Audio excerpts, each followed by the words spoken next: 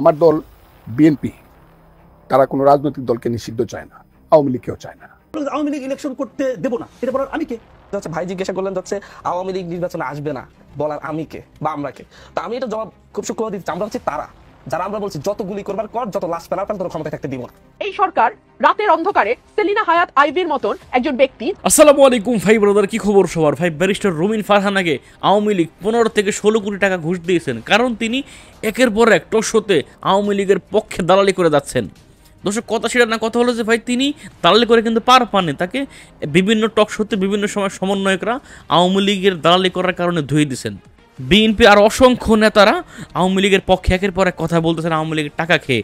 না, এটা আমার কোনো কথা না ভাই, এরকমই মন্তব্য করতেন বিভিন্ন সমন্বয়করা বিভিন্ন টক শোতে এই নেতা কর্মীদেরকে এবং রুমিন ফারহানা সহ সবাইকে ধুয়ে দিয়েছেন। তো চলুন আমরা একের পর এক সেই ক্লিপগুলো দেখে আসবো, এরপর আমরা কথা বলবো। একটা ব্যক্তিগত প্রশ্ন করি, আপনার বয়স কত? না, আমি এই প্রশ্নের উত্তর আপনাকে দিচ্ছি না। আচ্ছা, আপনার বয়স যদি আমি ধরেও নেই 30, ম্যাক্সিমাম 30, আপনার বয়স যখন 13 ছিল তখন থেকে না আমাদের এই যাত্রা শুরু হয়েছে। তো আপনারা 36 দিন আওয়ামী লীগের বন্ধু হয়েছেন না শত্রু হয়েছেন না কি হয়েছেন বলতে পারবো না, তবে আমরা মনে করি বাংলাদেশে ভিন্ন মতের রাজনীতি থাকবে, থাকতে হবে, এবং ভিন্ন মতের রাজনীতির কোএক্সিস্টেন্সটার নামই হচ্ছে গণতন্ত্র। কোন ভিন্ন মত এটা? সেটা ভিন্ন মতটা কোনটা? সেটা সেই ব্যাখ্যা তো আপনাকে আমি দেব না। এটা তো টক শোর ব্যাখ্যা দেবেন আপনি।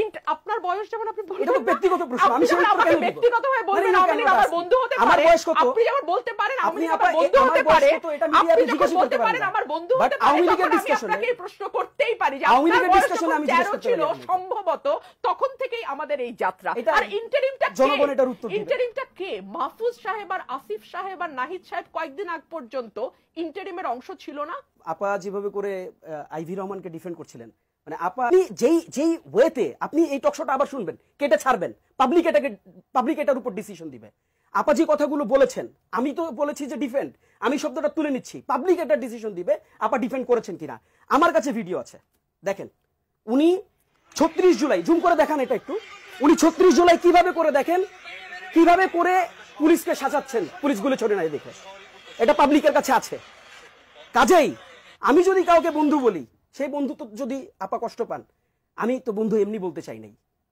আপনি যখন যিনি কিনা এই আন্দোলনে পুলিশ কেন গুলি ছড়ে নাই এটার জন্য পুলিশকে শাসিয়েছেন, তাকে যদি আপনি খুব ক্লিন ইমেজ প্রমাণ করতে চান এই টকশোতে বসে, এটা তো আমার গায়ে লাগে, আপারও গায়ে লাগা উচিত। কোনটা রাখবেন সেটা তো আসলে আমি আপনি এখানে বসে সিদ্ধান্ত নিলে কে নিবে সিদ্ধান্ত? দেশের মানুষ নেবে। দেশের মানুষ 5 তারিখে নেয় নাই? দেশের মানুষ 5 তারিখে বারবার সিদ্ধান্ত কিভাবে নিবে? না, আপনারা কি মনে করেন যে দেশের 17 কোটি মানুষ এই বাড়ি ভাঙার পক্ষে হ্যাঁ বলেছে? 5 তারিখ কি সিদ্ধান্ত নিয়েছে? 5 তারিখ সিদ্ধান্ত নিয়েছে হাসিনার পতন। আমি তো মাঠে ছিলাম। হাসিনার পতন এক দফা যখন হয়েছে, হাসিনার পতন, ফ্যাসিস্টের পতন, যেটাই আপনি বলেন, হাসিনা সরকারের পতন, তাকে যেতে হবে। কিন্তু সেই সাথে 32 নম্বরের বাড়ি ভাঙা হবে কি হবে না এটা কিন্তু মানুষ সিদ্ধান্ত নেয়। আমরা দেখেছি যখন কোন ফ্যাসিস্টের পতন হয়, বিশেষ করে হিটলার এবং মুসলিনের বিষয়টা আলোচনা আমরা উল্লেখ করতে পারি, এদের কোনো চিহ্ন কিন্তু রাখা হয়নি। তাহলে বাংলাদেশের চিহ্ন থাকবে কেন? এটা একটি প্রশ্ন। ধানমন্ডি 32 নম্বরের বাড়ির সঙ্গে বাংলাদেশের ইতিহাসের একটা যোগসূত্র আছে। সুতরাং এই ঐতিহাসিক প্রেক্ষাপট থেকে যদি আপনি দেখেন, ফ্যাসিবাদের প্রতীকও বটে, সেটা কি করবেন? প্রতীকও বটে, হ্যাঁ। তাহলে আপনি কোনটা রাখবেন? আর কোনটা রাখবেন সেটা তো আসলে আমি আপনি এখানে বসে সিদ্ধান্ত নিলে কে নিবে সিদ্ধান্ত? দেশের মানুষ নেবে। দেশের মানুষ 5 তারিখে নেয় নাই? দেশের মানুষ 5 তারিখে বারবার সিদ্ধান্ত কিভাবে নিবে? না, আপনারা কি মনে করেন যে দেশের 17 কোটি মানুষ এই বাড়ি ভাঙার পক্ষে হ্যাঁ বলেছে? 5 তারিখ কি সিদ্ধান্ত নিয়েছে? 5 তারিখ সিদ্ধান্ত নিয়েছে হাসিনার পতন। আমি তো মাঠে ছিলাম।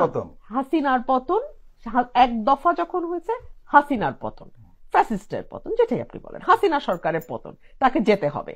কিন্তু সেই সাথে 32 নম্বরের বাড়ি ভাঙা হবে কি হবে না এটা কিন্তু মানুষ সিদ্ধান্ত নেয়। সবকিছু হয়েছে, ওকে, যদি সেটা হয় ইতিহাসের ফয়সালা, সেটা তো আসলে 50 বছর আগে, সেটার দায় কি আপনি এখন 50 বছর পরে ভাঙবেন? মানে আমি প্রশ্নগুলো রাখছি, আমি এটার কোনো জবাব দিচ্ছি না। আপনি যদি মনে করেন ভাঙবেন, আরো একদল মানুষ মনে করে ভাঙা ঠিক না। 5ই আগস্ট কিন্তু অনেক কিছু সিদ্ধান্ত হয়েছে।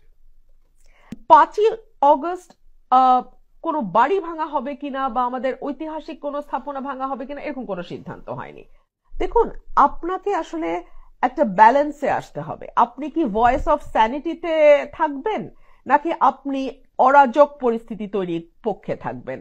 আপনি কি বাংলাদেশের রাজনীতিকে সামনের দিকে এগোনোর দিকে থাকবেন, নাকি আপনি জ্বালাও পোড়াও কন্টিনিউ করবেন?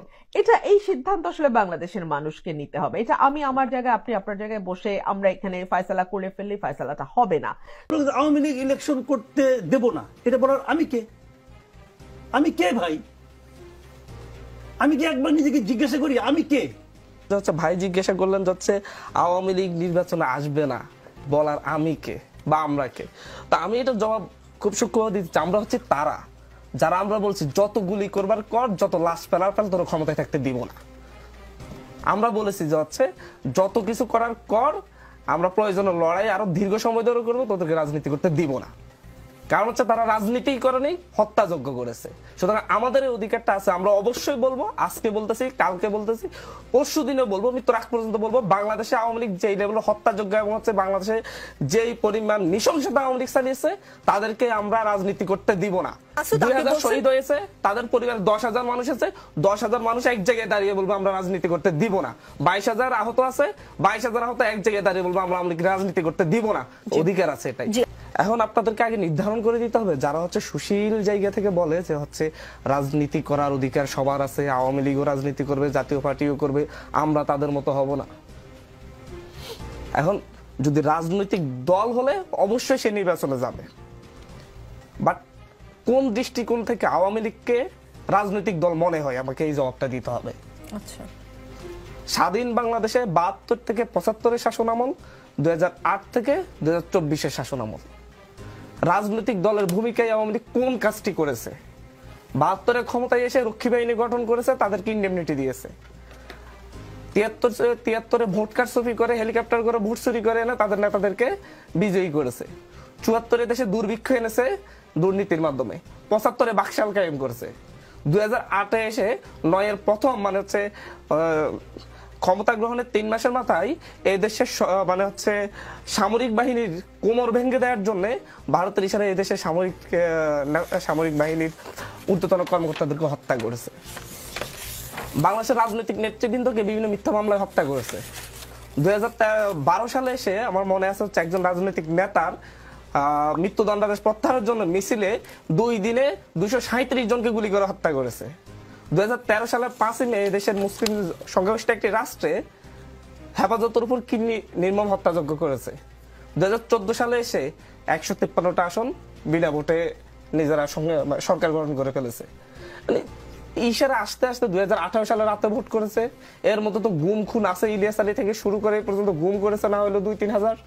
গুম কমিশনের রিপোর্ট আছে যে পুরোপুরি দলীয়ভাবে করেছে। এমনকি 24-এর গণ অভ্যুত্থানের আগ মুহূর্তে 2 তারিখে তারা বসে মানে হচ্ছে ছাত্রদের উপর জিরো টলারেন্স এবং গণহত্যার জন্য যেই অনুমোদনটা দেওয়া হয়েছে 14 দলের বৈঠক থেকে দেওয়া হয়েছে, দলীয় সিদ্ধান্ত হয়েছে। তাহলে তাকে আপনি রাজনৈতিক দল যদি বলেন, তাহলে আর বাংলাদেশের সবগুলো হচ্ছে অরাজনৈতিক দল, তারা কেউ ভোট করবে না। মানে আওয়ামী লীগ এই সরকার রাতের অন্ধকারে সেলিনা হায়াত আইভির মতন একজন ব্যক্তি, যিনি নারায়ণগঞ্জে দাঁড়িয়ে আর সকল পুরুষের মুখে ঝামা ঘষে দিয়ে শামীম ওসমানের বিরুদ্ধে একাই দাঁড়ায় ছিল। আপনি তার রাজনীতি পছন্দ করেন কিংবা না করেন, কিন্তু আপনি রাত 2টা বাজে, যিনি দেশ থেকে পালান নাই, তার বাসার থেকে পালান নাই, যিনি গত 15 বছর শামীম ওসমানের চোখে চোখ রেখে একমাত্র মানুষ, কারণ কোন পুরুষ টুরুষ শামীম ওসমানের সামনে দাঁড়ায় নাই, উনি একমাত্র ব্যক্তি যিনি শামীম ওসমানের চোখে চোখ রেখে কথা বলেছে। তো সেই মানুষটাকে আপনি তুলে নিলেন। আইভি রহমানকে আপা যেভাবে করে বলছেন, ডিফেন্স শব্দটা উঠাই নিলাম। আপা বলছেন যে একা তিনি দাঁড়ায় ছিলেন নারায়ণগঞ্জে, তিনি শামীম ওসমানের বিরুদ্ধে একা নড়েছেন। আচ্ছা দেখেন, প্রশ্নটা বুঝেন, শামীম ওসমানের বিরুদ্ধে একা নড়লে তিনি আর বাকি সব পাপ থেকে মুক্ত, এটা কিভাবে প্রমাণ হয়? না, কিভাবে প্রমাণ হয়?